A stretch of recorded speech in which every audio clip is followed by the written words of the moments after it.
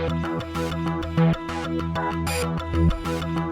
the heart of the state-of-the-art, at the dawn of the next stage in entertainment, you found no proscenium.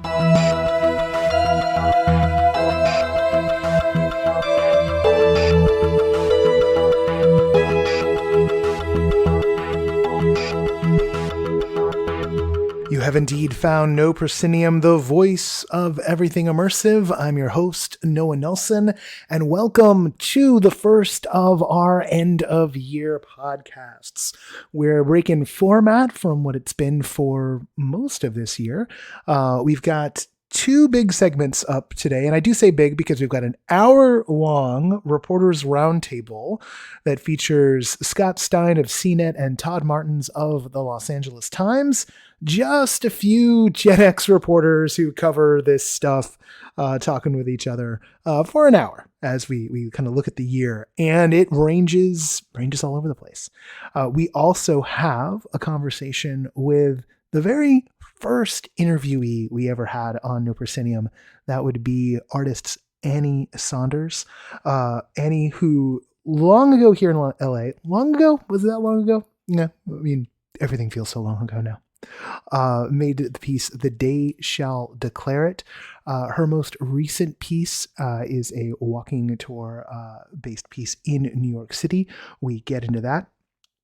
Annie and I talk for about a half an hour. So this is an extra long episode as we move into the holiday break. And of course, we're going to have a touch of your immersive headlines in just a few moments. I'm not going to do too much right now, or indeed too much on the back end, but I did want to make a couple of quick notes. Yes, the Next Stage Immersive Summit and Mini Festival is coming up January 7th, 8th, 9th in Pasadena. Yes, we are continuing on with it. We know there is the Omicron surge happening right now. Yes, we've been here before, and it's all very scary, and we're updating our COVID policies. Those who have badges or those who are thinking about getting badges should take a look. We're going to have that going out in the attendee packet, which is dropping this weekend, hopefully dropping tonight, December 17th. I took a pause from working on it to wrap up the podcast.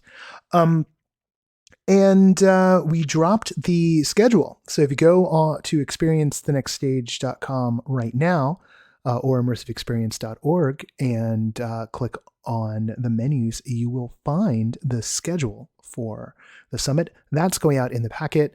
The updated COVID policy will be on the site not too long after this episode drops. There are two more episodes coming up on the podcast. We have our Critics Picks show, which will drop next week. That one's going to be a little over an hour long. And then we're also next week recording and dropping at the end of the year. We've got a kind of a retrospective. I don't know how that conversation is going to go yet. So we're having that talk next week. And then we will be taking a bye week. We'll be dark on the 7th because we will be producing the summit and mini festival. There are a couple of programming notes about the Summit and Mini Festival. We have unfortunately lost Sarah Ellis of the Royal Shakespeare Company and Hamish Jenkinson of the department. They're in the UK. They're not. Sarah won't be able to make it out of the UK. Hamish has been called away on a bit of business and can no longer attend. For those who are saying, well, does that mean we're not getting the Arkham Asylum bit? No. Johnny Grant, who's also of the Department Studios, which is the creative side of that company.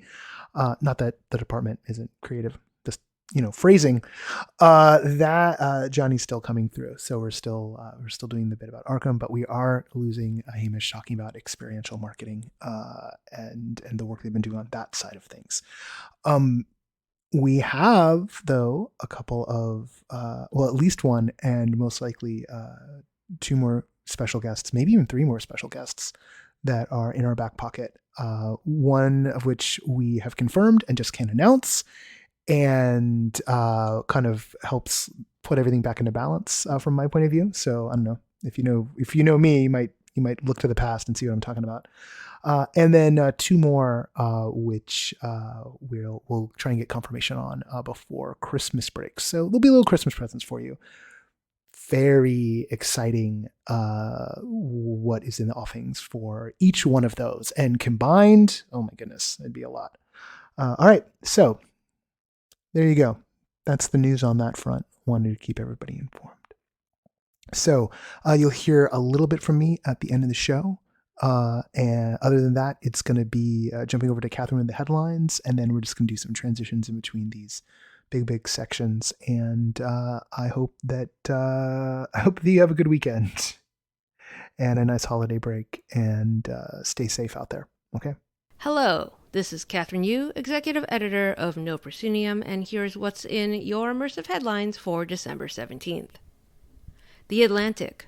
Artist Glenn Kano and Superblue have announced a brand new nature-themed immersive art experience. The first exhibition, sponsored by MasterCard, is set to open spring 2022 in Los Angeles. The art will be inspired by the Atlantic's series Who Owns America's Wilderness, and the Atlantic's many years of archives, including writings from folks like John Muir, Ralph Waldo Emerson, and Henry David Thoreau. The goal of the project is to inspire millions of people to rethink their relationship to the natural. And here's a fun immersive fact: Glenn Kano also produced both the off-Broadway and film versions of In and of Itself. You can also flip back to our August 27th episode to learn even more about Superblue. The 2022 Sundance Film Festival has announced its New Frontier programming, available both online and in Utah. Projects will be shown in New Frontier's bespoke WebXR spatialized virtual venue, The Spaceship, which has touchpoints in a new free-to-access venue in Park City called The Craft. Ticketed New Frontier performances will also be presented in Park City's Egyptian Theater, with simultaneous presentations on The Spaceship as well. Sundance hopes to connect festival-goers in Park City to those attending online from anywhere in the world, and vice versa. The 2022 New Frontier program includes 15 premieres from creators all around the world. John Henke, CEO of Niantic, spoke to The Verge recently about all things, you guessed it, metaversal. Henke notes he is a big fan of writers like Neil Stephenson and William Gibson, and points out that folks who've read their books, quote, know how they end, end quote. He says, quote, that's a horrible vision for the future. The world has just completely gone the wrong way, and people have to escape to these virtual realities. I don't think it's how things are going to play out. I don't want it to be how things will play out, end quote. Henke also lays out a more expansive vision for AR beyond just holograms which are accessible through a smartphone, telling The Verge, quote, you can hear about the AR world through your earphones or get information about it on your watch. Ultimately, AR is about the place that you are, the object that you're looking at, the thing that you want to interact with, end quote. And what exactly does Neil Stephenson think of all of this metaverse brouhaha? Well, in a recent interview with Kara Swisher for the New York Times, he discussed the giant corporations who run the internet and how that all intersects with his vision of the metaverse in Snow Crash. Quote, what they did was they came up with a business model that's not really anticipated in Snow Crash, which is this idea that you could give people a free-to-play application and then monetize their eyeballs and their personal data. And so, in retrospect, that seems like kind of the obvious play, but I didn't see it coming necessarily. So, I think that's kind of what we need to focus on if we're talking about the future of metaverse-type applications. What's the business model that is making it possible for people to make money off it, end quote. These have been your immersive headlines.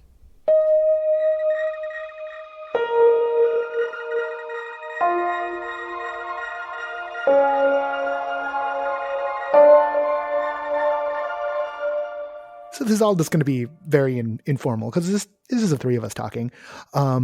With us today for this little journalist end of the year talk are... Todd Martens. I write for the LA Times about video games, theme parks, and immersive entertainment. And... I'm Scott Stein. I write for CNET about immersive technologies, wearable tech, video games, that sort of stuff. And what I love about Todd and Scott is that basically, like, we've got ongoing Twitter and Facebook conversations that just are happening, on and off all the time about all the things that are going on, and the way that their two beats overlap with our beat here.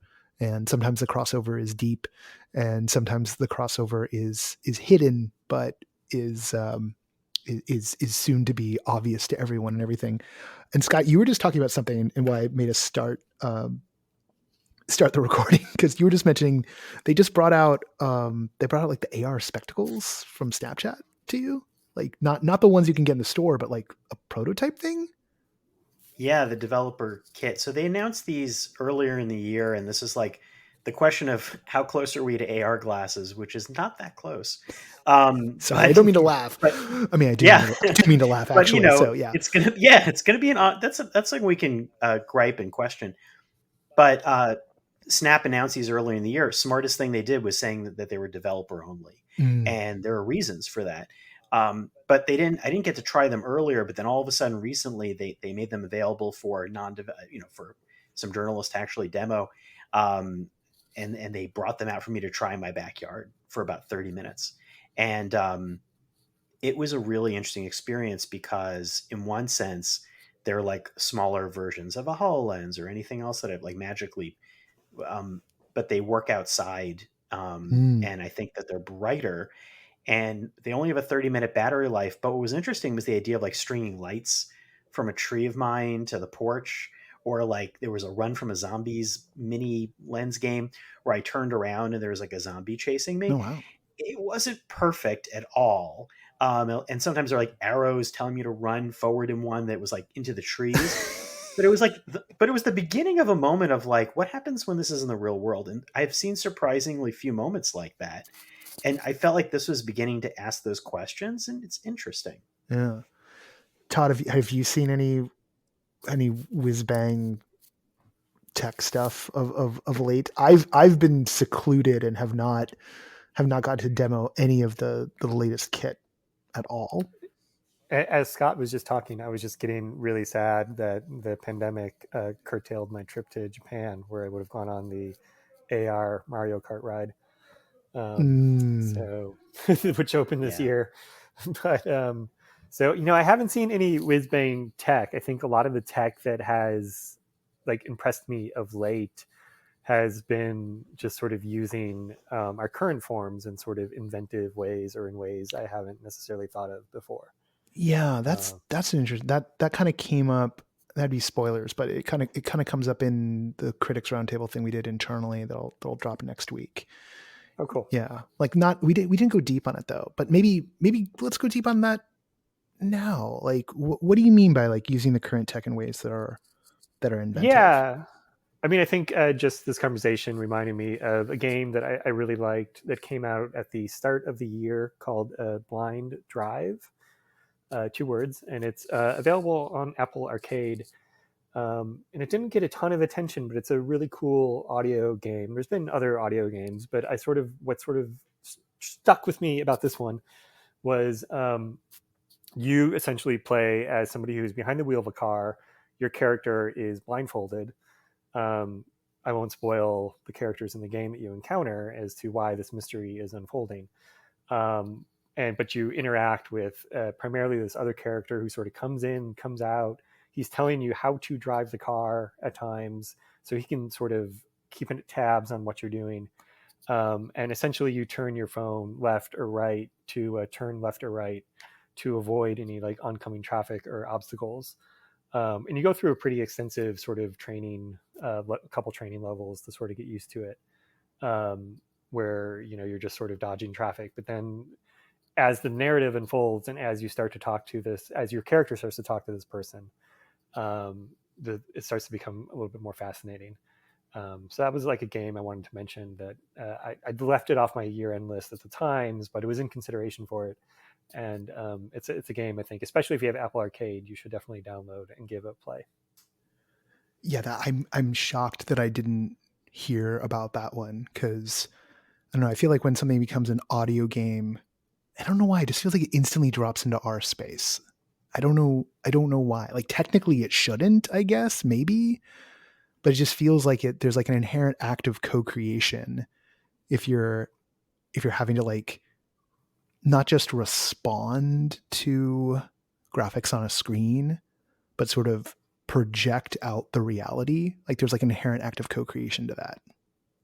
Yeah, you definitely feel a little participatory in it. Like you don't actually get to speak.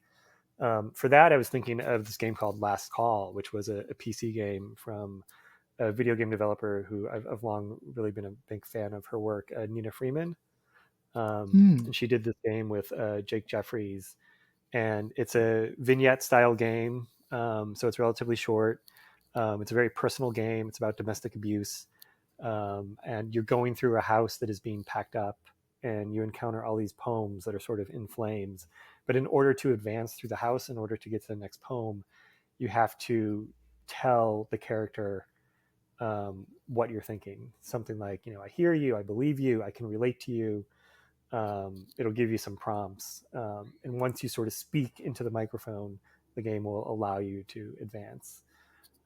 So yeah, that kind of stuff, and that's using relatively simple tech in terms of like what we consider advanced tech, but it's just kind of a nice experience, and it's a way that uses something that is deeply personal and makes it feel deeply personal. Scott, how about you? Have there been some experiences that have turned your head this year? Yeah, they've been kind of across the board, and similar to kind of what Todd said. In a way, tech wasn't the centerpiece of the year, or if it was, I found a lot of like half broken things that were like and spectacles is kind of like that, where it's not broken, but it's not fully ready, and it's like this felt like that year where things were like not fully ready, and you're seeing little bits and pieces, and I felt like I was kind of hovering, but similar type of tech experience was with a company. I never wrote about this, but I am in the process of it now. A company called Vario. They're a Finnish company that make very high-end professional VR headsets. And they had sent a unit for a short period of time for me to be able to set up the XR3, which was this like LiDAR equipped $5,000 VR headset in my house, like a ridiculous proposition. Oh my goodness. And the reason I was so interested in this headset is it had a lot of things that's not on a lot of current stuff.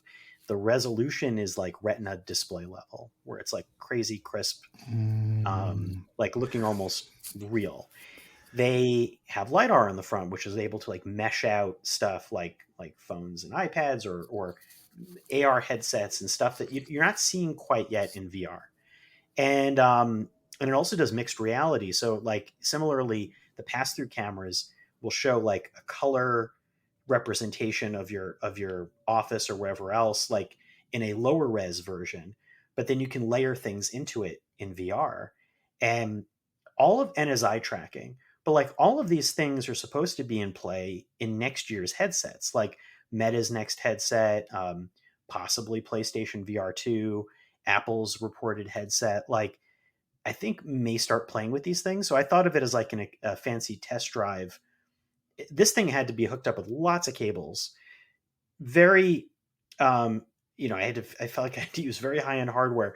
But what the really mind-bending moment was when they were guiding me through stuff. We had a Zoom, and then they were remote controlling me through the demos, like kind of like, with the ability to kind of tap into the PC. And I was casting a virtual monitor into my office while we were doing the Zoom. And then they were also bringing up mixed reality things into my office. Huh. And it was like you had your headset on, but we're looking headset on, and you were looking at a virtual version of your real monitor and using your keyboard at times, and like being on a Zoom call, launching stuff while on the Zoom, while they can also see me remotely through the provisioning software. Oh, wow. And we're launching apps and testing how they connect. And in a way, the meta experience, not meta, we got to erase that word from it. But I mean, now that's been co-opted. But the experience within the experience was the most interesting thing, because the ability for them to virtually ride alongside me, and we're looking at my computer, and we're launching mixed reality things, and I'm doing this in the headset, was the mind-blowing part. And I think that's like the crazy preview of something further down the road. Like it's not like, are we connecting in the Zoom? It's like, who are we always connected with all the time that we can launch things together with? And how Yeah. can we like do this together? And can we jump in and out of things? And can I still at the same time cast my like regular devices next to me? Like that's what earlier this year with like Facebook's Horizon Workrooms demo, where we're all like sitting roundtable in this like cartoon world with Mark Zuckerberg and a bunch of people, and like, but that it wasn't so much we were cartoons; it was that thing could map my laptop a little bit, Yeah. and I could write on it, and I got heavy vibes of that from Vario, and I think I started doing things like we brought like a space station thing into my office, and I looked up above at it, and like I cast a Volvo car and like lined it up so I could like kind of like put my chair down and sit down and lean out the window and see my office and like sit back in and be in the car, and like that starts to get pretty crazy. I think so like that's you summoned a virtual car, put a chair where the car seat would be. You yes. sit inside the car and you're looking at the car and the dash of the car, and out the dashboard window. Was that your office or was like a virtual road? No, out the windows of the car was my office. And then there's Oh, like a wow. toggle Okay. button where it can wipe that out and then turn it into like the streets of like an Italian village, or bring it Oh, back. yeah. Okay. So yeah, now that's getting to be those like William Gibson, the Peripheral vibes, right? Yeah. And Yeah. some of this is like no different than what AR can already do, except the difference is that AR is either on your phone or it's Ghostbusters, ghostly things cast into the real world. This is more of the opaque, like overlay, and also the see-through. The headset was like RoboCop. Right. The visuals outside in the real world were lower res than my regular vision, but they were good enough that I could like start swapping cables in the back and like respond to an email, and like the headset's still on. Mm. Like I'm going through and looking at the Oculus Quest already has pass through in like grainy black and white, but the next level up, could it be something that you're able to wear and still do work? Probably not, but like it's the striving. This was the weirdest moment of the year, I think, was setting all this stuff up in my home. And so that really struck me. And then on a super non-tech side, most of my other things were just like reading. And I played less, even though I covered games, I played games less. I did a 2-person improv scene with like someone in the immersive landscape who just had called me and said, do you want to do this, appointment, like on appointment, spontaneous phone call where we both be in a role in this phone call doing improv? And There's been a vibe of that popping up here and there this year. Like when Clubhouse was a thing. Remember Clubhouse? When Clubhouse was a thing, yeah, right. there was a weekend where we messed around and we're doing like we did a long haul truckers role play, but like the concept was like long haul truckers through a haunted America, and so I was doing like a call-in show routine on it, and we did it once. We had a lot of fun. We thought about doing it again and like never did it again. And then I just heard that like this week I heard about someone did. I think it was like a 12-hour, maybe it was only 7-hour, but it was like a multiple hour run of role playing a McDonald's drive-through on Twitter Spaces. And like, I think I saw a write up in The Verge about it. And so, and your thing with like Jeff Wordseth reminds me of that. It's just like, hey, what if we just like role played together with our voices? We don't need more than that. And it was wonderful. And I think there's something like, I will think of that as like the most magical moments to me are still appointment-based improvisational things, and like, simple and magical immersive theater, like third rail projects, Zoom show, which I had signed up for, Return the Moon, was just this like, I was in a bad state of mind. We sat upstairs in the office in the dark. I had a drink. We were looking at this like show of lights and other things and writing out bits of kind of poetry, and like it was just a remove. It was a moment of meditation and remove. And So to me, those were like the moments that meant the most. And then you see a lot of tech everything post Facebook naming itself Meta kind of became a blur at the end of this year. But it's like this acceleration and striving for tech that is still trying to glue itself together is the other part. So something you were saying, I wanted to toss over to Todd, because when you were talking about all of the work-based stuff that's been going on in tech, and Todd's beat is about play, right? That's something I love about Todd's writing, is like he's focused on this, like, you know, sort of the art of play. Like, Todd, when you look at what's going on in the tech space, do you see like the tech press cycle moving away from the concept of play a little bit? Maybe I don't know. I'm sniffing around like some weird, desperate features editor right now, but no, I'd be curious to know what sort of thesis you're picking at, because I sort of feel like, just even if you mentioned, you know, Facebook and Meta and the metaverse, like, isn't that just sort of an acknowledgement of a play-driven world? Or is it like this like all this hype around Web3, and I feel like it's already turned into a shopping mall, and like the companies that are getting a lot of buzz are already getting their exits, right? Like, you know, someone made a note the other day, hey, what happens when all these decentralized platforms get bought by these giant companies? Are they decentralized anymore?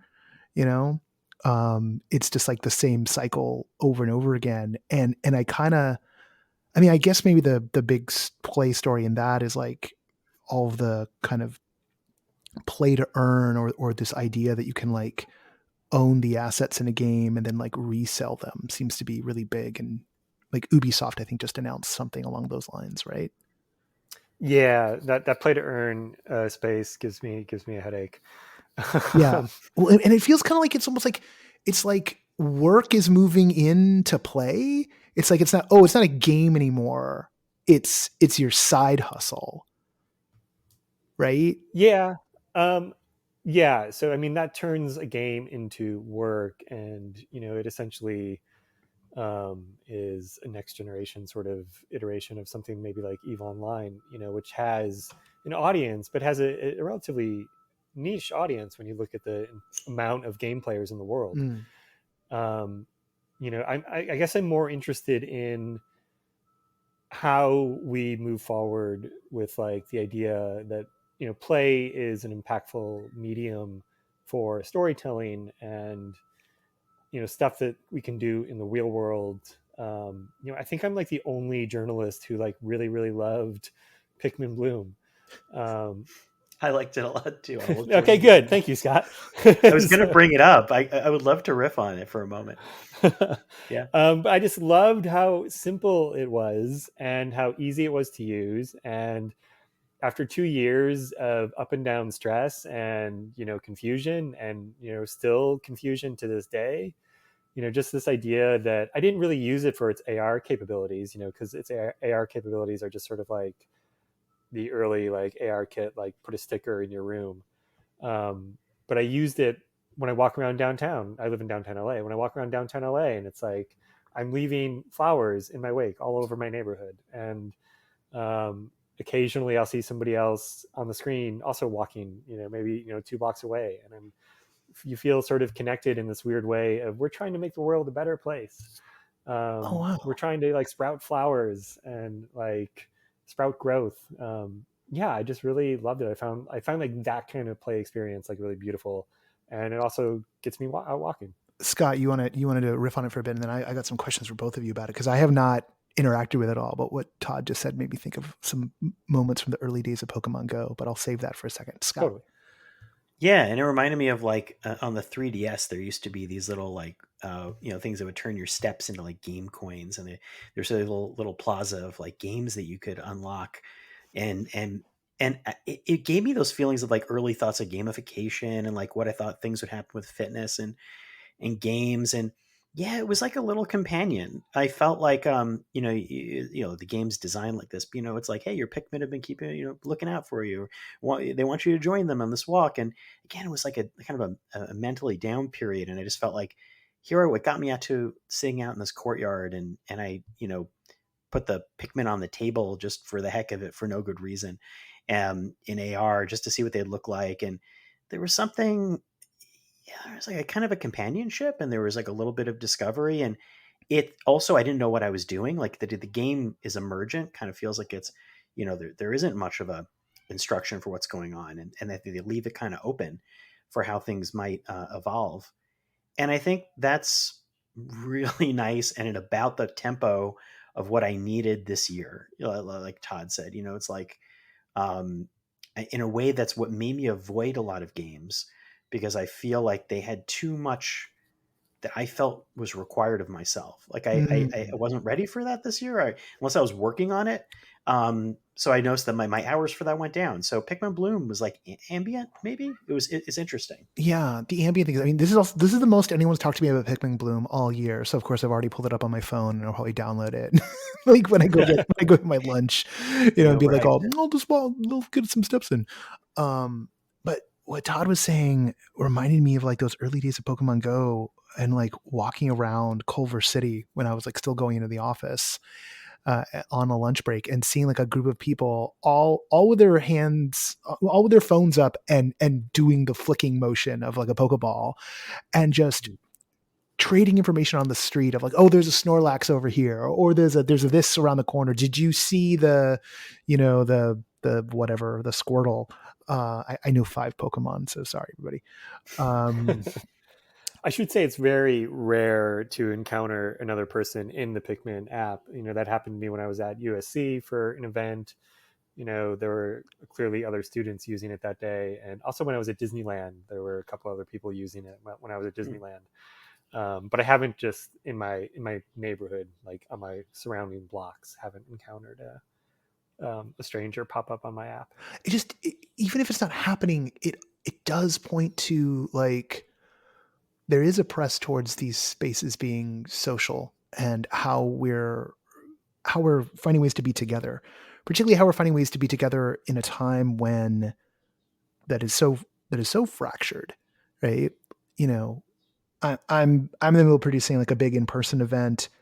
It's very surreal to be doing it under these conditions.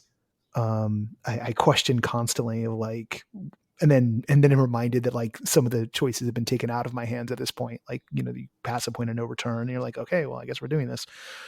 At the same time, you're trying to find ways to like make it all happen.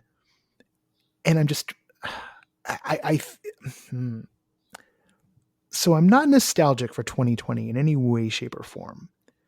But there was something a little simpler about a time when it wasn't really our choice.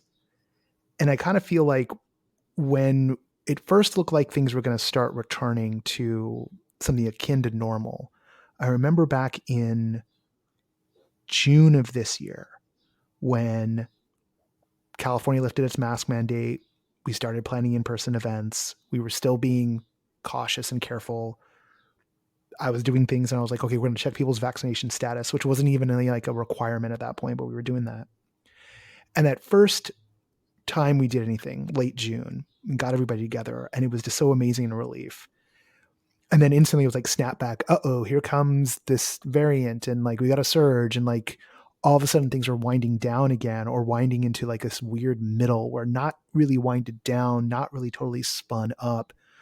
And it made it very difficult. There were shows that cut their runs short.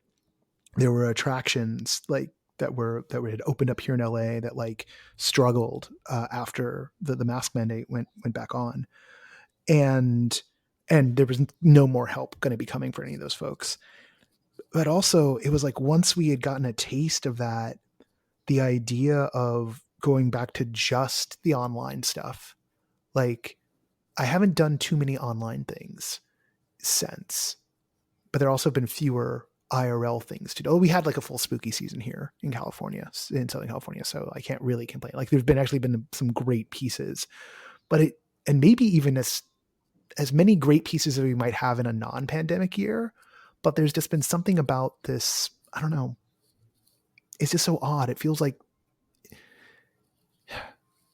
No, I think you're making a lot of sense, and I think what Scott alluded to with Pikmin being sort of the speed he was looking for. I mean, if I look at the games that I put on my top 10 list, aside from Halo, and Halo's not all that complex, um, aside from Halo, they're all relatively simple games, you know, because I didn't want to learn systems after a year and a half of staring at a screen.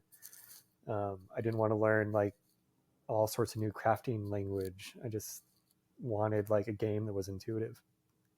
Yeah.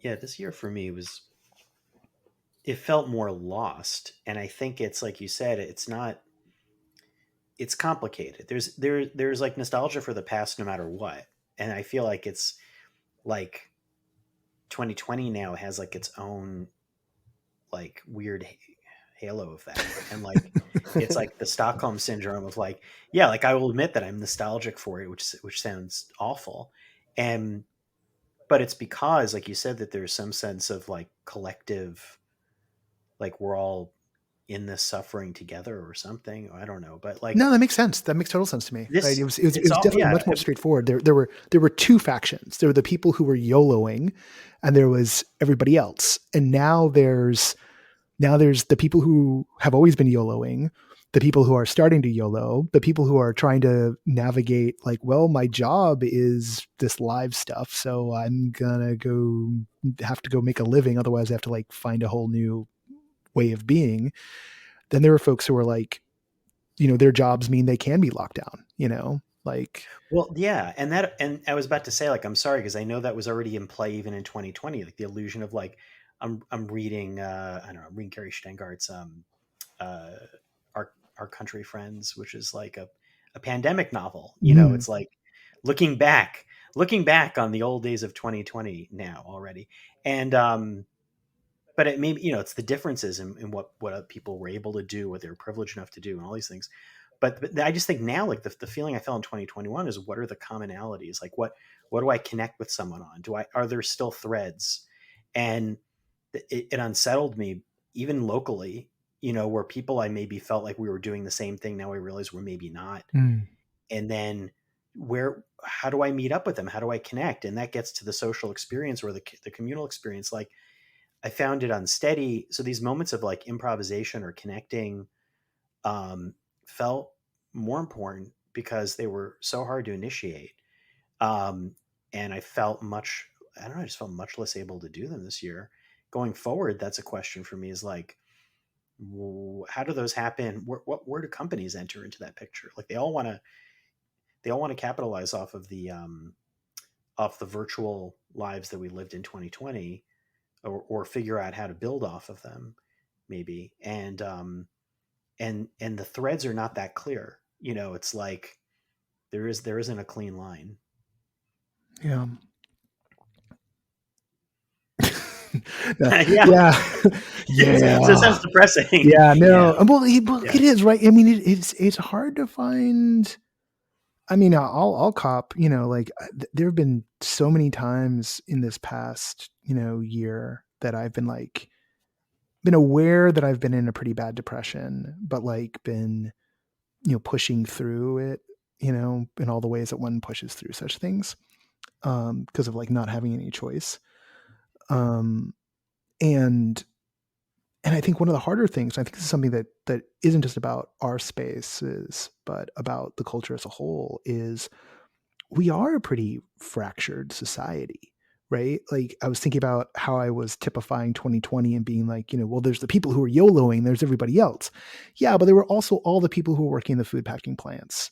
And there were all the people who were, you know, all the doctors, all the folks who were still working at the drive-in, you know, the drive-through. Like they weren't YOLOing. They were essential workers, right? You know, like we gave them a special title and a little extra hazard pay, and some folks did everything they could to, like, you know, try and lessen the burden on them, and then other folks just acted like, you know, why isn't the customer service up to snuff? And if anything, as we've moved out of it, you know, we find ourselves in kind of even starker fractions, you know, like there's no longer the two Americas of John Edwards slogans. There's like 19 Americas, right? Yeah, and the thing you mentioned before, there's a total change in track, but it's not. But it's also related. Like in terms of a million different things, you bring up like the whole Web3 NFT and all that stuff, and it's like my feeling at the end of for the immersive landscape. We were talking about work versus play, and my feeling is like the meta announcement felt like a this bomb had dropped, and like everyone started pivoting more to the metaverse chat and metaverse hype, and as a result, things we already were covering that were immersive were being sort of folded under this new conversational umbrella. At the same time, I felt a lot of like force in the crypto NFT space, like moving in there, and company Spatial that had that I've covered a lot, that's looked at virtual meeting spaces, moved over to transitioning really to like NFTs and more away from headsets. I spoke with them recently, and we're talking about it. And I think that commerce thing in games and in other spaces is wielding a lot of force. And it's like chicken and egg. Like some people are like, well, it's meant to be this way, but it's like, is it also being pressured to be this way? And what about these experiences that already were existing in more delicate areas? How do those live in this? And how much is commerce defining so many of these decisions? I think that's what's like unsettling me as I finish out the year. Is we're looking, I talked with a game designer creator recently who she was, very concerned. Like there's many people concerned about the corporatization of it all. And like, I don't know. It's beyond just the app storification. Is more stuff. There's an article, I saw it last night. I didn't read through. It's like, and it's written by an investor, and it's in the Atlantic, and it's about the way this is a big wave of financialization, right? So like, and they're writing it as the point of view of like, this is great, this is good news. Everyone's going to become an investor, and I see people in the NFT space being very excited about this, and I see that, and look, I may get myself in trouble with folks who like, are 1 degree of separation from me. I look at the idea of like, oh, hey, good, we all get to be investors now. And I do not see the financialization of everything as a net good. I flash back to watching The Corporation, that documentary from like the early aughts, which I guess has a sequel that they're producing right now. I found that out the last time I like talked about it. And there was like a section of it where there was someone talking about how, the vision was that one day, everyone would be owners of everything, that like we'd all have a financial stake in this stuff, and that everything would go through that medium. And that would include like our natural resources. And I look at that and I just think about how this inherently is, the thumb's already on the scale for the people who have money and power in these scenarios. And any of these blockchain setups where you can buy in with fiat currency, to use a term they love, instantly means that blockchain is pegged to fiat currency. Even with all the talk about how it's about decentralizing and getting away from the banks, like if these things, you could have these things set up, you could have these protocols set up in such a way that you couldn't buy your way into them with money or computing resources. You could set it up in a different fashion. And then maybe we'd be talking about, the triumph of the triumph of artists. Like I love that Keanu's out, saying like art's supposed to be experienced.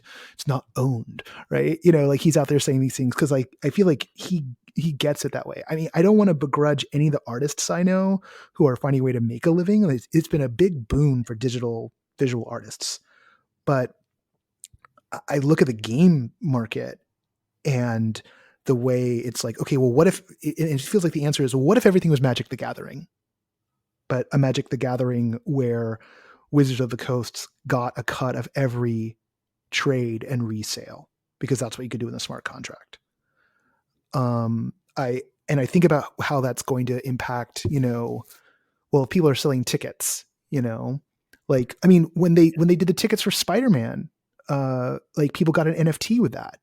So like how close to a heartbeat are we where, you buy a ticket to Star Cruiser and congratulations, you got an NFT with it, right? It's your digital collectible. But then does that have any resale value? Right. Do you end up just like having like an incredible mountain of just weird digital clutter? I already do, but I don't. Yeah, it's like I just know that everything going forward, it's more like I don't know the answer, but it's like question mark, question mark, question mark. Like I see a landscape that's full of complexity, and it seems to wield a lot of power in a lot of these immersive, certainly the tech spaces. And I think I just worry about a world where very clear, where all culture is transactional. Yeah. Or it isn't culture if it doesn't have a transactional component to it. And like that for me is the ultimate dystopia, right? Where nothing can happen unless there's a transaction. Like, where's the room for spontaneous, play? Where's the room for emergent play in a world where everything, well, that happened, it must be transacted. Todd. Yeah, I was nervous you were going to throw it back to me at that moment. Yeah, I think your fears are fears I echo, and sort of I was just thinking, like you said, where everything is Magic the Gathering as sort of a simple metaphor for it. I'm still sort of hoping for like everything to be Dungeons and Dragons, which is like 80% your imagination, and it's 80% up to the user, and it's incredibly difficult to monetize because everybody knows TSR struggled, but for multiple reasons. But it's I guess what sort of makes me hopeful is I look and see just how many people went to Meow Wolf Las Vegas. I don't have the numbers off the top of my head. A lot. A lot, but it was more people went there and then went to like more people went there in 6 months than went to the Albuquerque original Meow Wolf space in all of 2019. Wow.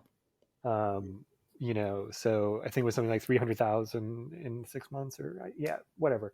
I don't want to get the fact incorrect, but it was quite a huge number.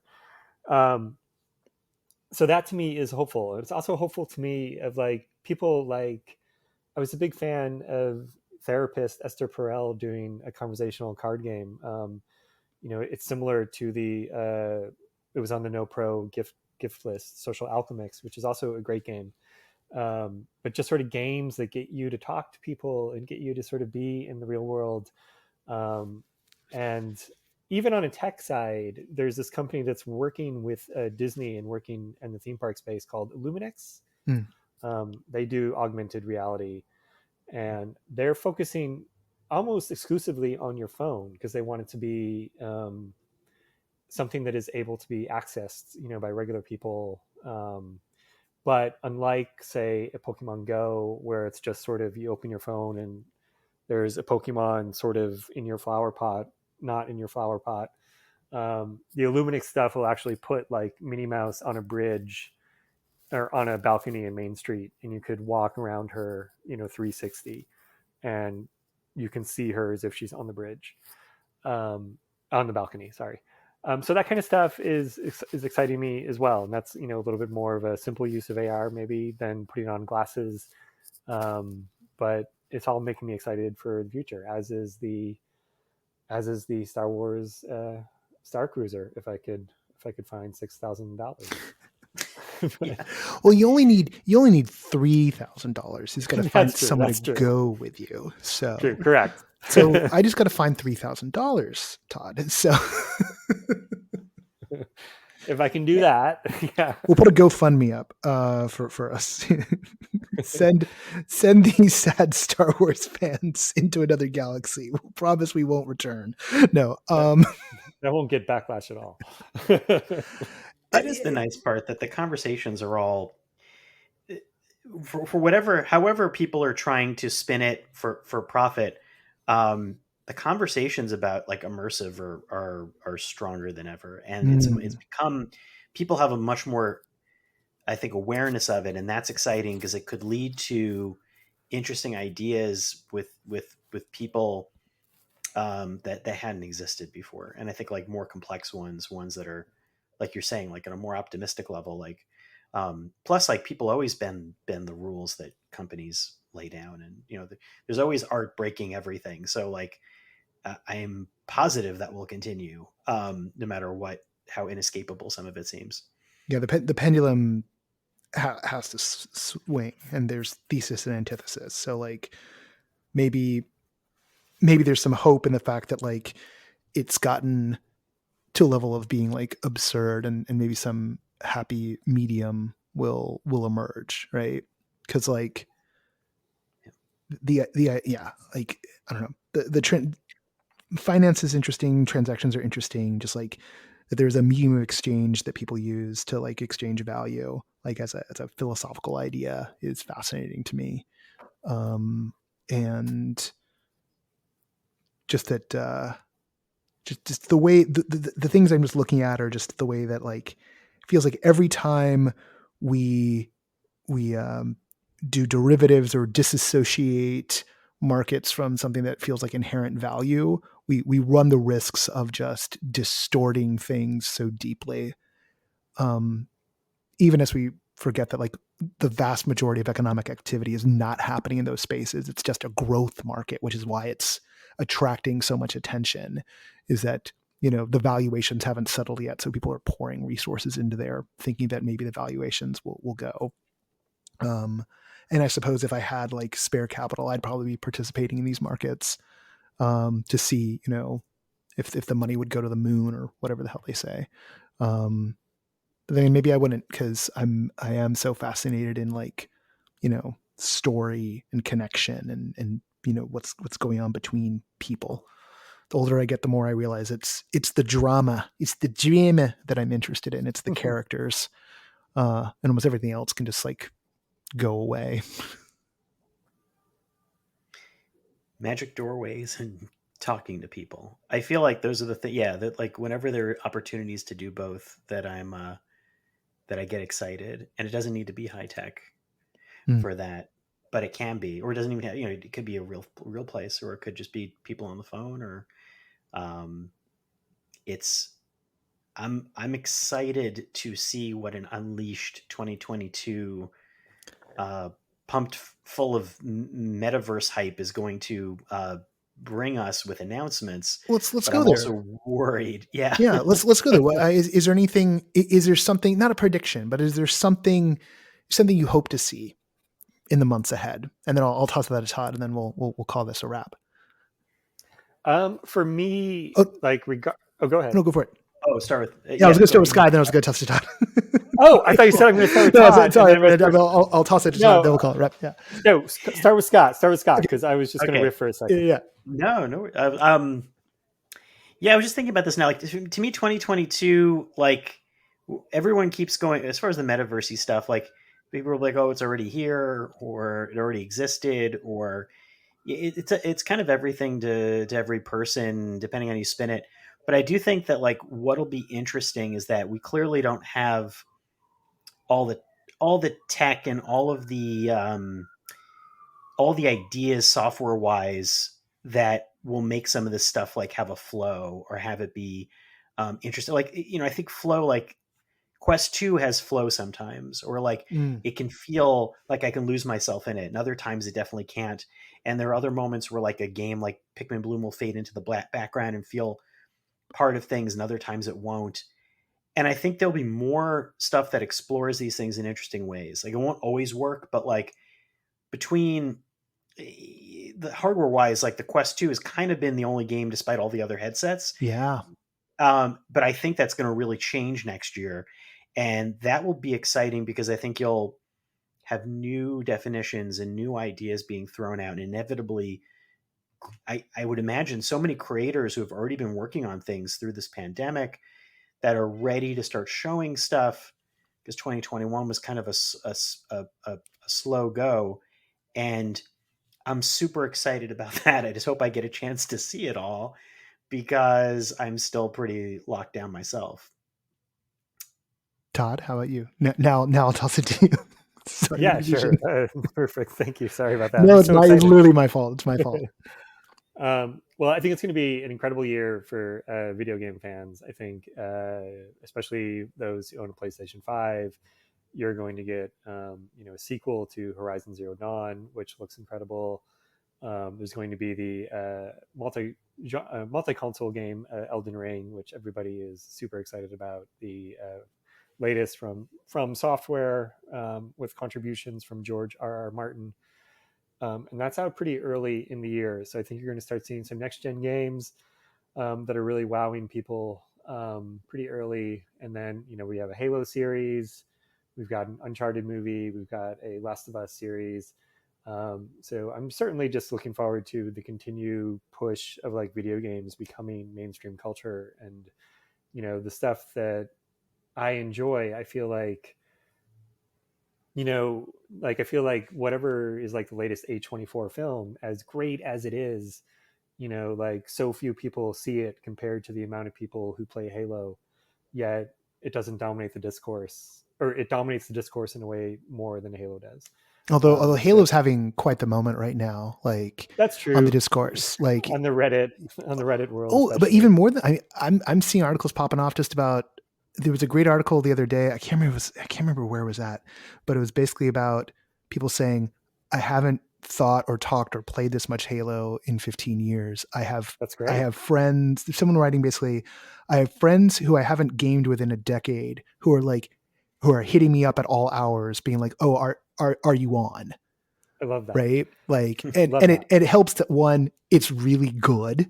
Right, it's a very good Halo, and it's the first free-to-play Halo. So if anyone can't tell, I've been playing a lot of Halo. No, it's great. Yeah, we should play. But we totally should play. But yeah, the continuation of video games becoming mainstream in a way that sounds silly because you and I know they've been mainstream forever, and so does Scott. But like, it could be like the Marvelization, right? It's like there's a canonization that everyone's been waiting for.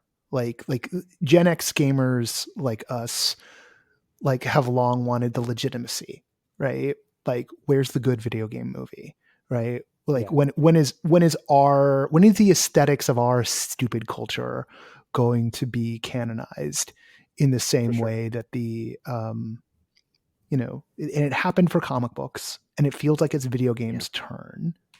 And maybe, just maybe, it will be between the Halo series and The Last of Us. And it's because it is about the aesthetics and the telling and how the stories are told. Although that also makes me think about, have either of you guys seen the trailer for, what is it? Everything Everywhere All at Once, I think. Yes. Right? I have. Yeah. I kind of got excited yesterday when I saw that. Yeah. So speaking of A24, but, Daniels, that directing duo, I've been following their career since they were making music videos, like even before their Daniel Radcliffe farting corpse movie, whose name I can't remember, but which I didn't like. Like, I was very like, ugh, like it was so just intentionally off-putting in so many ways, and like it didn't do it for me. But that Michelle Yeoh starring trailer, I was just like, well, someone finally nailed a multiverse story. But there's also that is clearly something that is influenced by comic books, MTV, and video games. Like, the aesthetics of that trailer reminded me of like being in the hands of like a master game storyteller, like with the way that the frame is being played with. It might as well have been a Kojima production at certain points. No, totally. Yeah. And I'm excited for all of that. And that movie looks great. I didn't mean to, No, I love all. Yeah. You know what I meant. Yeah. Yeah. And I'm also just real quick excited for the opening of the Star Cruiser, just because I want to see how it's going to go. I think the impact on culture that will or won't have, depending on how people respond to it, I think is going to be really fascinating. Yeah, that's it's going to have so few people go through it. But then you think about, the impact on culture. You think about the impact on the media culture that something like to talk NFTs again for a second, Board Ape Yacht Club has, right? Because you have a lot of digital influencers with money and you have celebrities making a lot of noise about this thing, and that it's tied to physical parties, right? And a lot of money. So here's this other thing that is expensive by a layman's term, but not expensive compared to like one of those, basically country club tickets. That's what that thing really is. That's what a Basie really is. And will it have the same? Will it have the same splash? Or is that baked in because it's Star Wars? I mean, I know if I got a chance, I would probably talk about nothing but I already talk about nothing.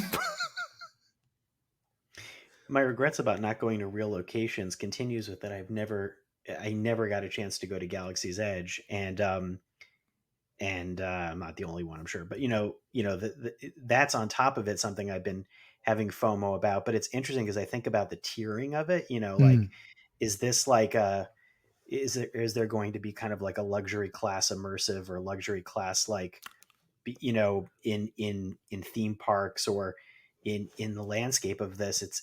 That's also intriguing because it's like, the experience within the experience is like fascinating. I to mean, me. there already is a luxury class in immersive. I mean, there's already VIP tickets. There's already, people. I mean, aside from the folks who like do travel to go to things, right? Like that's that whole layer to it. But you take something like Secret Cinema's production of Arcane, that had a VIP ticket that was twice the price of the normal ticket, and from all post action accounts, it seemed like that was the better experience if you were someone who wasn't necessarily willing to like be aggro or like stand in line once they like got things spinning up to like full ticketed price. Like the onboarding, you got a much better onboarding with that ticket than you did with the standard ticket. And so that's a whole thing, right? That there's a concierge service part of it. And I definitely, we often point to something that's almost like a fine dining model when it comes to the experiences, right? But again, it's the difference between picking up a game on your phone, picking up a free-to-play game, going to a movie, or watching something on Netflix, or going to a fancy dinner, going to see Hamilton, right? Like there's a full range of economic activity that happens within it all. And obviously Star Cruiser is like, a big outlier. Although the way people talk about the price, if you add up the price of like a 2-night Disney vacation at a hotel property with tickets, you're already looking at, probably like $1,000 a person, right? So it's still a big premium. But if you do, I'm assuming what Disney was probably looking at was maybe experiences such as like a Coachella. If you do a VIP experience of Coachella, you're out $2,000-3,000 per person. Star Wars Coachella confirmed. So there you go. It's going to be fascinating to see how it plays out. Yeah, I'm and the level of choreography, like, I keep waiting for even more of that to emerge in spaces beyond theme parks. I guess to some degree it already exists, but there's a lot of overlap. I was talking to somebody else doing like lighting today for immersive spaces, and I was thinking about the degree to which like those traveling immersive shows could start becoming more elaborate, or even like enable shows to become more modular, and experiences to become more modular and multiply. It sounds very vague. No, I'm obsessed with the idea of what does a flat in immersive look like? Like a film flat or like a stage flat. Like what do you need to have those walls be wired up? Like could you build a unit that was like super modular so that you had all these different points to like put the technology in, but also like, okay, I need this many doors and this many stages. Like I'm completely obsessed with that idea, like, until we have like magic matter, Yeah, I think there's quite like, if the success of Star Cruiser, or even just the fact that it exists, like that, all the metaverse stuff, like there's gonna be a lot of changes the way that people think about like physical spaces, and designing these. I don't know. I get kind of really intrigued. This is making me realize that, like oftentimes we think, or I don't know, oftentimes I find myself thinking about something like Star Cruiser or something like the metaverse or something like NFTs as like a teleological endpoint, which is such a mistake, right? These are not the ends of the stories. The question with something like Star Cruiser or the metaverse or NFTs is what comes after it? Is this the endpoint of this particular evolutionary line, or is it going to inspire and shake it out, right? Like my hope for Star Cruiser is that it's not the apotheosis and the be all and end all of immersive, but it is in fact winds up being looked back on as, oh, no, this was an inflection point. This is the big bang. Like there was the universe before, and then this was like exposed it to this like other group of people, or it was such a success that Disney was like, we need 4 more things just like this. And Universal says like, yeah, and we need 19. And then it just becomes an arms race for making this stuff. And then, more jobs, more people who are skilled at making it, more artists who want to make weird stuff. I mean, it was before the pandemic, but I mean, Meow Wolf said they were going to open a hotel in Vegas. I don't know if I haven't been following if that's officially canceled or not. I thought it was in Phoenix. Phoenix, that's what I said, right? You said Vegas. Oh, Phoenix. Yeah. Phoenix, sorry. It's okay. They opened a spot in Vegas. They're supposed to open a hotel in Phoenix. And then you're seeing people like companies like Airbnb talk about more immersive experiences for their guests. So I don't know. So I'm curious how the influence of something like the Star Wars hotel will shake out. Yeah. Maybe we're coming to a big bang. Maybe that's what's ahead of us. No, that gets me excited. Now I'm optimistic again. Yeah, well, maybe just like fresh, new, creative, collaborative things, like the ways people could like bring some. How do you create the walls for this, or how do you allow people to get more savvy? This is what a lot of the social spaces in VR or even the metaverse games are kind of all already based on. But creating your own little space or building tools to do things, or are we going to start seeing more improvisational stuff? And what are people going to have more tools baked into them from knowing more of this stuff? Or is it going to be more of like, I think about the Sleep No More arc.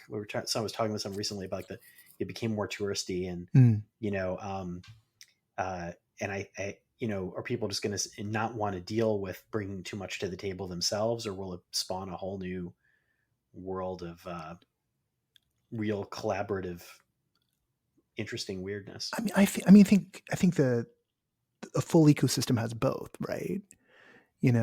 I think where it gets,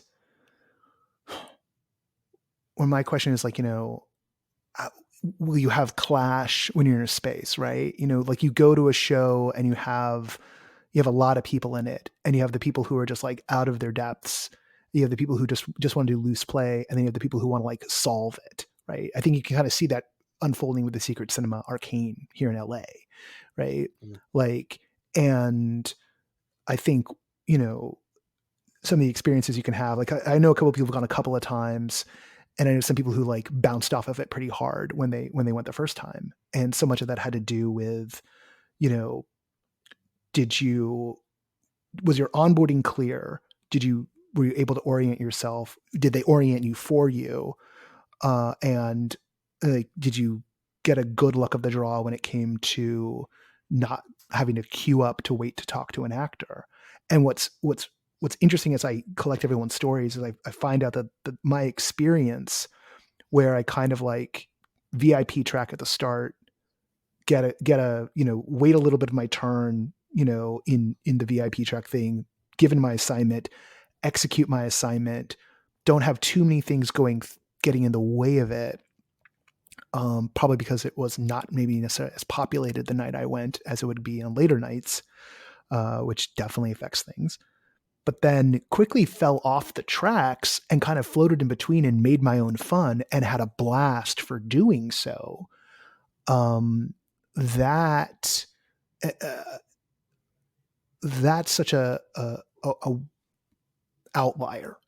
And so many other folks are either going to be on the tracks as if it was a fully designed experience for them, or they go in with their objectives, which is like, I want to win the metagame, or I want to solve all of these types of puzzles. And the people who could like create spaces that afford those different play styles, like, I think it's going to be quite some time before we can have physical spaces like that. But I do think that's where some of the stuff that goes on in the digital spaces of immersive, in the metaverse stuff, like, you know, in your VR chats and your alt spaces and your Neos, you know, VR spaces where people are playing around with those dynamics, we may see more of those types of play styles emerge and then maybe get ported back to reality. Anyway, sorry. I did the thing where I do the thing. Well, I think about all the escape rooms that spread everywhere, and your thing about the race to solve the puzzle reminds me of like I was just talking with Flora Hall about her book and planning your escape, and you know, I think about not only the styles of like racing versus like, are you going to enjoy the journey, but also like that spread of a particular genre that ended up in all these local towns. Like, will the Galactic Star Cruiser like spawn? Will we see new local immersive forms pop up? Because again, it's like people who can travel, but also like, what about just like stuff to do in your area? Like, I feel like it would be interesting to see like new formats possibly pop up as a result. I have no idea. Yeah. Will there be like local immersive hotels? Will that become like a thing everywhere? Maybe. Could definitely be. I know there's some escape room hotels around the country. There's a few here and there. So maybe it becomes a thing. Well, guys, I said 20 minutes ago, we do a thing and then wrap it up, and then 20 minutes pass because I derailed us. My bad. Any last thoughts about anything that stuck out for this year or looking forward to next year before we head off into the sunset of 2021?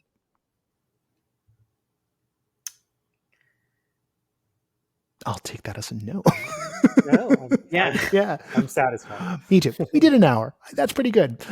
We set up for 30. I don't think did 60. I'm content. So sounds good. I could talk forever about a lot of these things, and then there's like, the whole other rabbit holes. All three of us can. So that's why we do this. That's also why we limited this to like once a year. Yeah. I will just say, I don't know how long. I don't know. Everyday glasses are a real big question for me. I tried to like put lenses into Facebook's glasses, and like they wouldn't get serviced at the local lens crafters. And like, I was just thinking like, we're not even at the point where you can like designing stuff that you can wear on yourself all the time to take that in is like, has not even happened. Yeah. VR is very like pop in, pop out. So I agree, like real world experiences or things that can happen around you with others still take on a tremendous amount of value, because you're not going to be in that stuff. You just can't be in that stuff perpetually yet. And thankfully, but it really is like not a thing that is formed. And so I'm always interested in the next steps as people try to juggle that. Qualcomm trying to figure out smart glasses. I'm super interested in PlayStation's next take on VR, because that's gaming. Mm-hmm. And we talk about gaming and play. We have like, we talk about Apple, and like there's a lot of apps and other things in Meta, but Sony is like all about the entertainment experience. So I just want to say like I'm really intrigued about how they define what the VR relationship is for people now in 2022. Yeah, that's going to be a fascinating one. There's a whole door to walk through, but I'll keep it shut for now. Like, we'll when that gets announced, we'll come back around and talk about that and talk about the relationship of VR and the gaming market and all this sort of stuff. Because I think there's a hell of a lot to discuss about that, and that's definitely a good one for all three of us to dive into. So, gentlemen, thank you. Thank you for being my friends on Twitter, and for coming on and onto this ridiculous little program of ours and talking with me about this stuff. Anytime. All right. Thanks.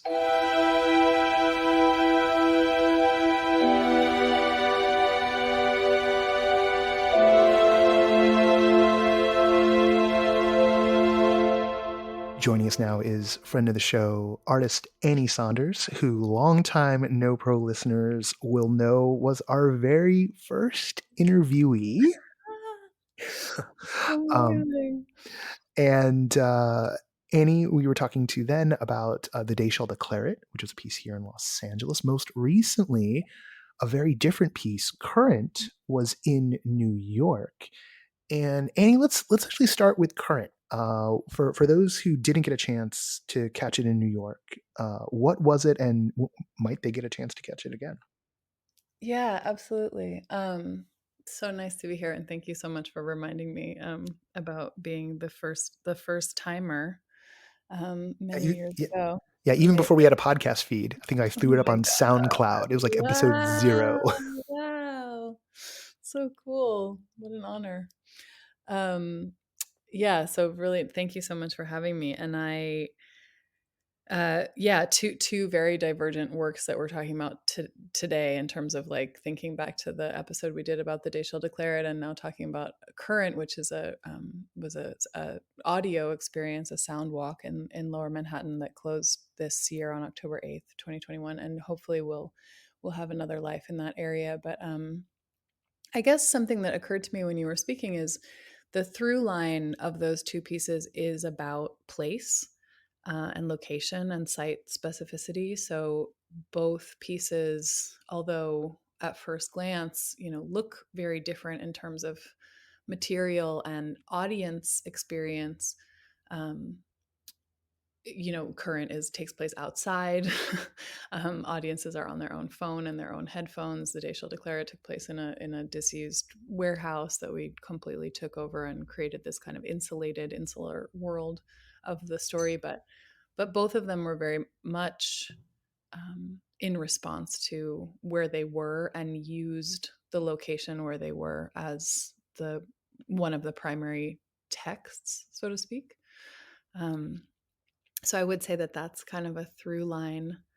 But Current was a piece that was commissioned by Arts Brookfield, which is the arts commissioning arm of Brookfield Properties. So also similar to other pieces of mine and The Day Shall Declare It in particular, in the sense that one of the primary partners was a property company. Something that comes up often when we're doing site-specific work is like a real primary, both in the sense of like importance and in terms of chronological elements. Often a primary partner is a property company or a property owner, or a building or a space. The space, the space leads in more ways than one. I've never formulated this question this way, but we've known each other so long. I feel like you're someone I can ask this and who would have an interesting answer. What is in it for them? What is in it? Yeah. What do you think is in it for like the property folks? So I mean, Brookfield's relatively aggressive. I mean, like bits of in terms of like booking art in. I know that, for instance, Then She Fell, a piece of it was originally part of a commission. Actually, multiple pieces of it were commissions related to Brookfield, one of which was here in Los Angeles, which a lot of people don't know, right in like the big B of A building in front of the Kaiser, which is where my doctor is. So like they have a whole program that they're constantly putting art onto their properties, but like, that's right. But why? What do they get out of it? Yeah, I mean, I'm glad they do get something out of it, but still. Totally. And it's interesting. I mean, once you sort of start to understand it, it actually makes a lot of sense. I mean, it depends. It depends on the partner across the board, like what's in it for a property owner or a property developer. It depends on the person and on the building and on the project and where they are in the development of their project as well, and their priorities, either as an individual or as a company. With Brookfield in particular, I mean, of course, caveat to say, I don't work for Brookfield Properties. I don't know what their inner kind of logic is. But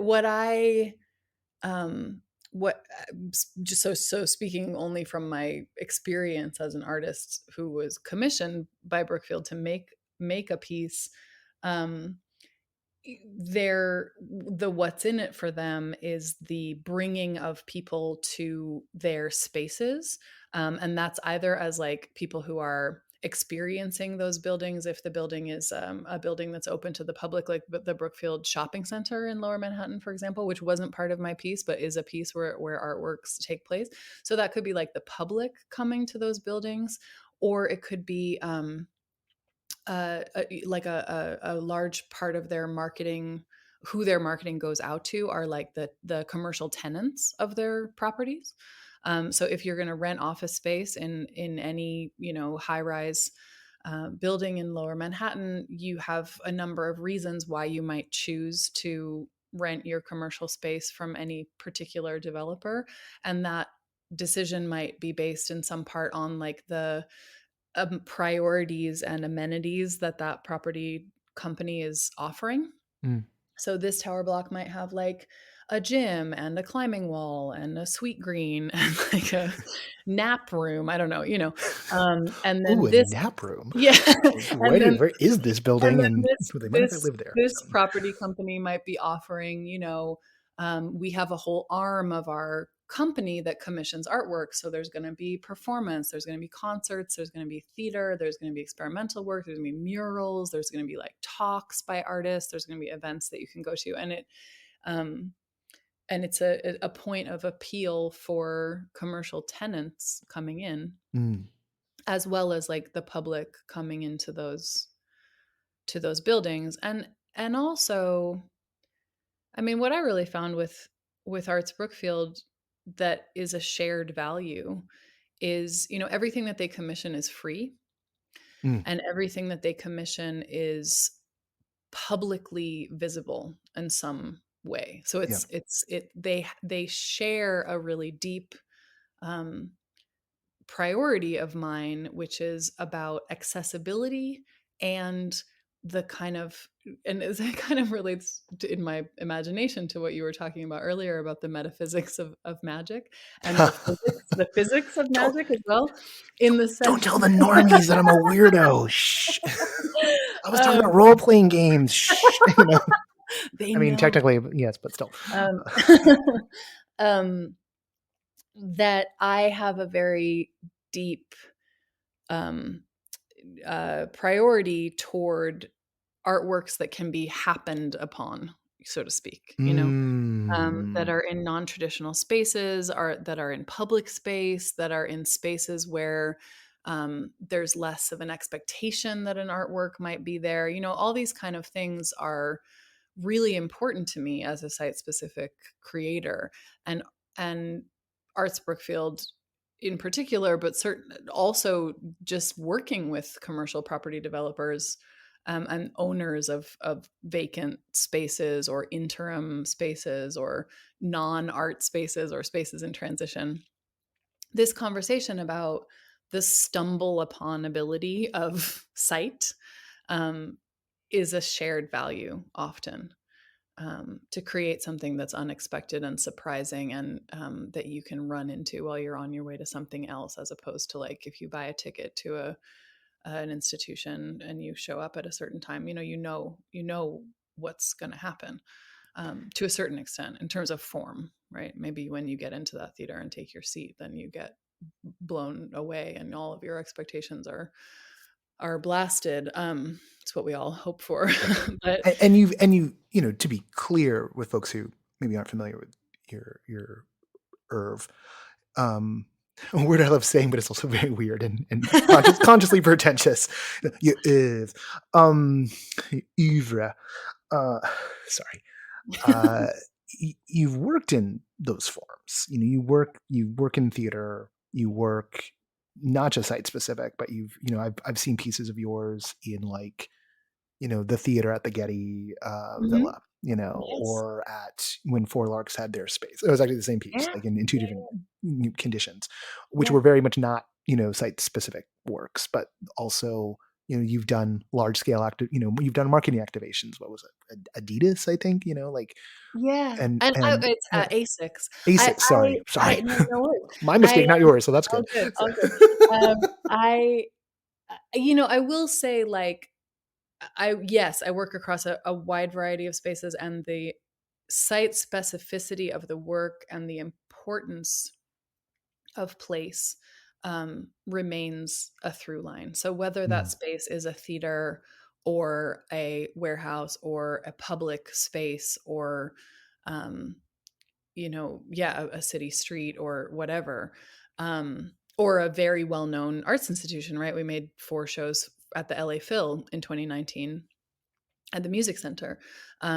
Very well-known performance space, but I made these 4 pieces that were in kind of different, less expected parts of the building and use the building in a non-traditional way. And that was really the ask, is like, we want to approach this location in a specific and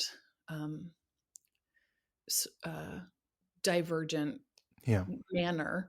Can you do that? And I'm always like so grateful and humbled and excited to respond to that call. And I think, so yeah, site specificity, even when we're in a theater venue, I'm always thinking about the space and the audience experience from the front door and what their experience and their trajectory is like physically in the physical space. And I think that, just to come back around to the idea of like what's in it for the commercial landlords, which I think is a great question. And, sometimes it's about, what they care about. Sometimes it's about what they, that it's helpful for them to have the building occupied. Sometimes it's about the type of marketing that they're doing and the people that they're trying to appeal to.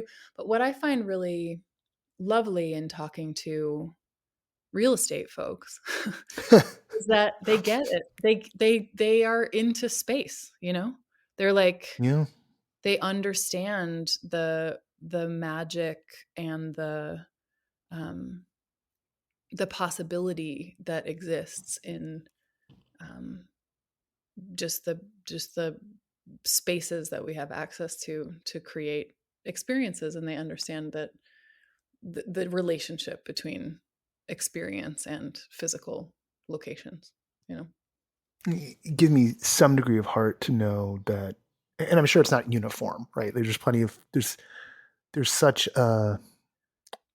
at least in terms of the conscious sort of media focus of our society, everything is just about how high of a number can you rack up on your your balance sheet. But that isn't even necessarily indicative of the vast amount of economic activity that happens in the world, right? Like we are very bad as a species at kind of understanding complex systems or understanding, that there's these hidden currents that are doing mass amounts of, even from the transactional standpoint. Like there's all this buzz about crypto and like, oh, crypto can do all of this and this. And you go, yeah, but like we already have a digital infrastructure that's doing trillions of dollars worth of transactions every second or something like that. And it's like, get real, but people can't get real because people have a limited bandwidth of their perception. And just knowing that there's this current, even in like commercial real estate, of folks who are in it because they actually enjoy spaces and they enjoy things happening and they understand, the value, not just monetarily, but the value of a place having a story attached to it. Right. Someone who's got, either a connoisseur or an artist is bent, and you look at a building and it looks kind of cool and you're like, how long has a building been here? What's the story on that? And then you flip through and you find a way to uncover the story and you start to understand what was happening there. And then you sort of see how it weaves itself into the rest of the fabric of our lives. It's good to know that there's some folks on the business side of all this who maybe vibe with that. I think when we, something that I'm really trying to embody in my life and my working practice is like approaching everyone, potential partners in particular, but everyone, with this spirit of like, in what way do we care about the same things? And when I talk to real estate developers, when we get to this level of walking into a building that is, set for redevelopment, or it's vacant, or it's in an interim moment, or it's not sure what it's going to be next, or it's ready to lease, but it's not leased yet, or whatever. We walk into the empty space and we have this feeling of, what can this be? That is a shared experience, the walking into a space and the going and kind of like feeling it and listening to it and looking at it and thinking like, wow, like, what is this? Where are we? What could this be? What does it remind me of? Oh, it's kind of like a ship, or it's kind of like it feels like it has architectural character from this era. Like, what does that remind me of? Or it has these, really high windowsills. Like, what does that feel like? Or what if there were people up there? Or what if there was light coming out of this hole in the wall? Or, like, Oh, just yeah. coming into a space and being like, what is this? Where are we? And what could this be? What can I see and feel in this space experientially that, that maybe no one else can see, that I can make a reality and then offer to people? Like, a lot of different people who are not artists are also thinking about that. I don't know if you read this beautiful piece very early in the pandemic about this restaurant in New York City called Prune that closed, and I did not. the proprietor, whose name is escaping me right this second,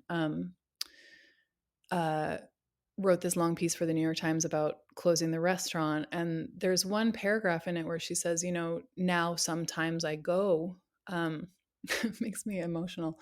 She's like, I go there and I sit in the shuttered restaurant and I listen to the space and I try to hear what it wants to be next. And I, Yeah. and then at the end of the paragraph, she says, I'll send it to you so you can post it if you do like. Yeah. We'll put it in the show notes. I'll try to remember to. She says, sometimes I rearrange the furniture. Oh. And I just, I related to it so much, that like, that is the, at its quietest moment, the making of site-specific performance is about listening to the space and like trying things out. What if they go here? Or what if this chair is here? What would that make me do if I was an audience member? This is taking me back to like running around the UC Berkeley campus while I was in college. I didn't go to UC Berkeley. I went to SF State, but like we would LARP on the Berkeley campus because it's a gorgeous campus, and like finding little nooks and crannies and being like, oh, this is where the Vampire Council like judges people. And it's this like circular courtyard off of a science building, and just like running around and uncovering, all these little spots in a public space. And it's like, well, this is what the story of this could be, like, what is it telling? Like, and that got baked into me. So I would walk into I still walk into a building, there's some lovely indoor malls in Cleveland. And, the first time I saw one, like it just took my breath away. I was like, oh my God, the things we could do here, yeah. Yeah, it's a great impulse. We use, two things, that article reminded me of a number of things. A couple of them are, the reminder that we're in the hospitality business, that we are inviting people, we're throwing parties ultimately. We're inviting people into spaces where we've made something up, with a sense of occasion and invitation and inclusion. And also, and so we have, when you ask about like real estate, the sort of seeming, and I know this wasn't your question and not how you phrased it, but this kind of sense of like, how could they care about what we care about? No, and that's, it's in there.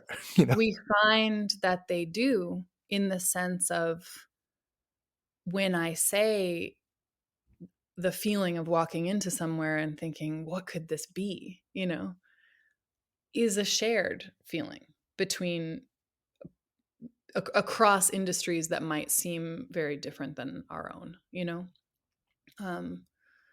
and yeah, what are we looking for if not shared a sharing Mm, between ourselves of what we care about, yeah. or what we think is moving or what we think is important.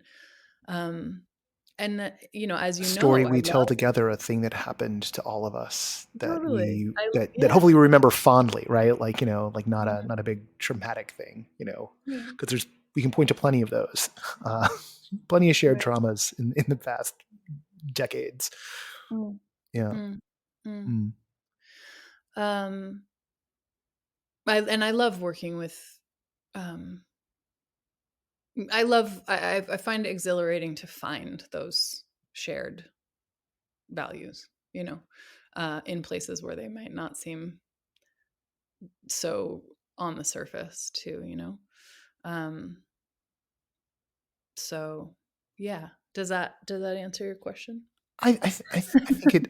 I think it. I think we've done a really awesome job of exploring exploring this in a very classic no pro podcast way of like taking something that looks like a simple question and excavating it for the complexities that are in there, and not to like run around like, I'm not patting myself on the back, I'm patting you on the back, like there's dimensions to this stuff, like, in a moment I'm gonna ask like, well, are people gonna be able to like catch current coming back, and like what's Mm, next and all that sort of yes, stuff, yeah, right? yeah. Like slip into like the Yeah. late night And talk show host I mode. didn't really talk about the project, but it was made site specifically in Lower Manhattan. It is a theatrical experience, so it's triggered by location and time of day.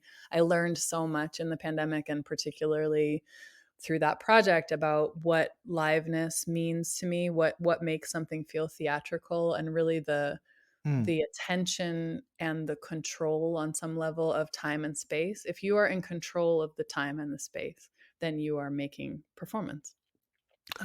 Ooh, I Ultimately, like that. If I you are in really feel. control of the time and the space, then you are making performance. And so, of course, in Lower Manhattan, we can't control the space. There might be a roadblock. There might be a fire truck. All these different things might happen to the audience. So it's not about. And similarly in live theater, right, inside of a theater Mhm. building, there are many unpredictabilities, and that's why we work in this medium in many ways, um, but the way that current works is it is you have no control of the audio as an audience member. You have to access the URL at a specific time of day, and we did that mainly for so that is our control of the time and the space. So Mm. in that manner we control the light. We chose start times that have the most dynamism and the most theatricality of natural light in Lower Manhattan, um, so that we, to the furthest extent possible, we know what it's going to be like for you when you go. And then also we guide you. So it's myself as a narrator and Andrew Schneider, who's a core collaborator on the project. You hear both of our voices, and we tell you where to walk. So that's our control of the space, and our control of the time is that you can't press play or pause on this audio. It plays spontaneously, triggered by time of day and physical location. So you have to be in the right place at the right time, and that is theatricality, right? Yeah. Um, this will only happen at this location at this time, and you are there or you're not there, right? That is the essence of theater, is sort of how I came to understand it in this time when I wondered if I would ever make theater again, um, and it was made completely in response to that location, to walking in that location and thinking, what could this be? What does this remind me of? What does this bring to mind for me? What do I see? What do I hear? What do I feel? Exactly the same as what spoke to me about Gabrielle Hamilton, I think is her name, sitting in the empty restaurant and listening, moving the tables around. Will current ride again? I hope so. Conversations are happening about that, and also about more site-specific sound walks on this same platform, which we developed with some amazing artists called Open Ended Group. Made the back-end technology, so we have that platform now for doing this time and space triggered audio that doesn't require a download or an app. Nice. It's all web-based, which is super exciting, in terms of accessibility and simplicity of entry. So yeah, but both another run for Current and some other similar site-specific audio works. I just got done teaching. I just got done as a visiting artist at UC Davis, where the students made site-specific audio experiences. Those open on Friday, which was so great. And then Our Country, which you're very familiar with, is in the Under the Radar Festival at the Public in January. So we're getting geared up for that. But yeah, another busy season, as busy season. as to be expected with you. So I mean, yeah, I'm just, I've never felt more grateful to be able to do this work and really I was saying to a collaborator last night, like, I just really want to do a good job. Yeah. I just really have that feeling of like, wow, I really did have an existential period at the beginning of the pandemic where I thought, I wonder if everything I've made is everything I'll ever get to make. And yeah. and in that time I felt like, wow, if it is, I'm so grateful that I got to do it. And I hope I get to do it some more,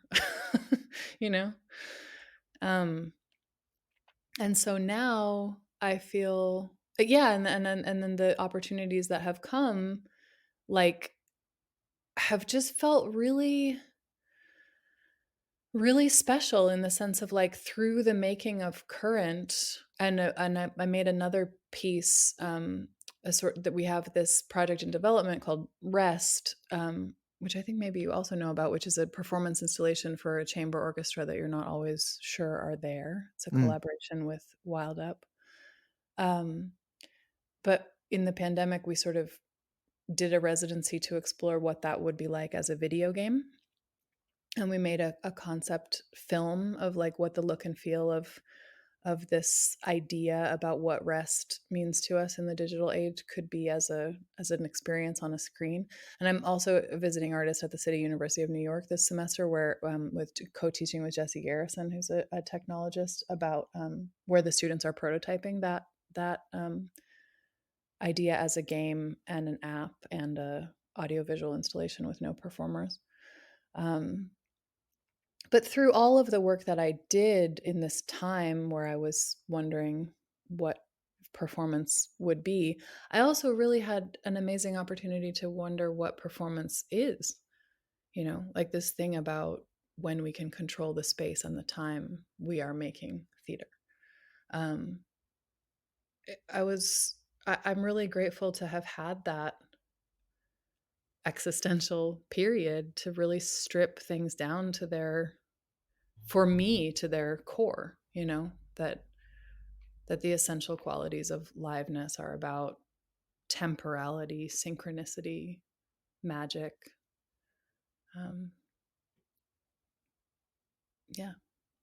Space.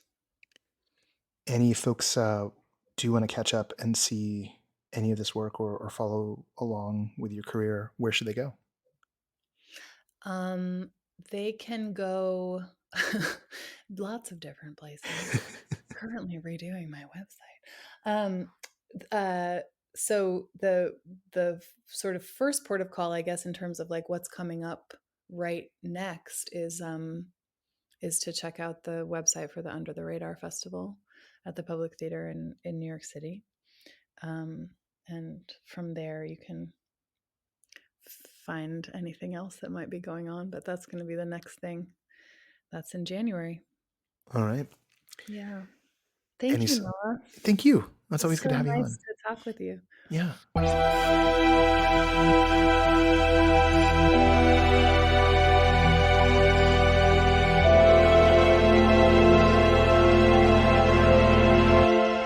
Once again, I want to thank Todd and Scott and Annie for being our guests on the show this week. I want to thank Catherine coming through with the headlines and, of course, everything she does over here at NoPro. This is the fourth attempt I've made at recording the ending of the show. We're an hour and 45 minutes into it, so let's just do the credits, everybody. If you really, really want to know how I'm feeling, I don't know, demand an irregular. That'll go up on the Patreon feed. This show, everything we do at No Proscenium, everything immersive stuff, yada, yada, yada, it is made possible by our sustaining backers and, of course, all of our Patreon backers, but definitely the sustaining backers who toss in like money there. I'm like, how can you do this? And it's because they love us, and what an amazing thing. They are Ari Herstand, Brittany, Deborah Robinson, Elaine, Jay Bushman, Jerome Joseph Gentes, David Bassick, Lonnie Hanson, Mark Baltazar, Samuel Mustry, Sidney Guillory, and Jan Budman. The associate producer of this podcast is Parker Sella. Music for No Proscenium is by Chris Porter of the Speakeasy Society. Special thanks to Siobhan O'Loughlin for voicing our intro. Catherine Yu is the executive editor at NoPro and does our headlines. And of course, I am Noah Nelson, and everything is my fault. Until next time, I'll see you at the show.